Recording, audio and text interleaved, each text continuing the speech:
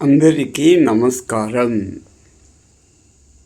మనిషి ప్రాపంచిక సుఖాల కోసం పరిగెత్తి పరిగెత్తి పరిగెత్తి అలసిపోతూ ఉంటాడు. కానీ అవి దొరికినట్టే దొరికి దూరమైపోతూ ఉంటాయి.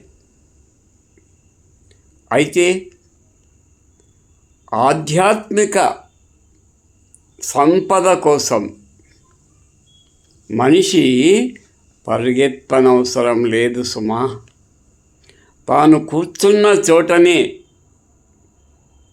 తన యొక్క దివ్య శక్తితో, యోగ సాధనతో, ధ్యాన మార్గంతో సాధించవచ్చును.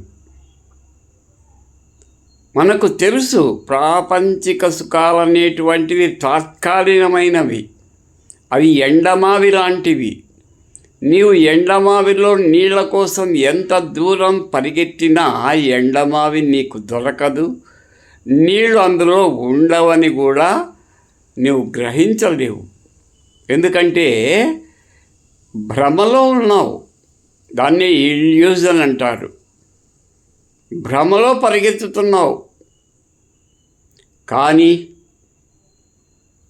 నిజమైనటువంటి దివ్య జ్ఞానం, ఆధ్యాత్మిక జ్ఞానం పొందాలంటే నీవు కూర్చున్న చోటనే పద్మాసనం వేసుకొని కళ్ళు మూసుకొని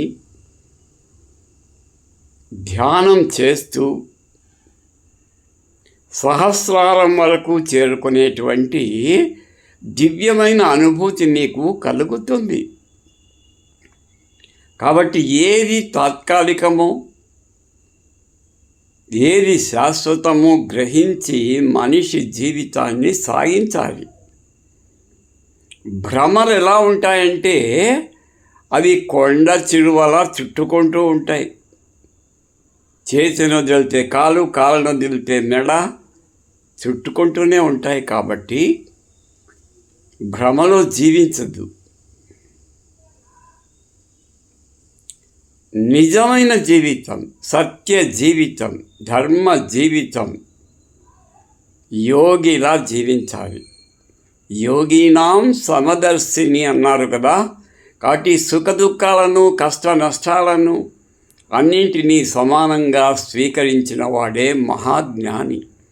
ఈ విషయం భగవద్గీతలో 2వ అధ్యాయంలో సాంఖ్యయోగంలో శ్రీకృష్ణ పరమాత్ముల వారు అర్జునుడి ద్వారా మనకు వివరించారు.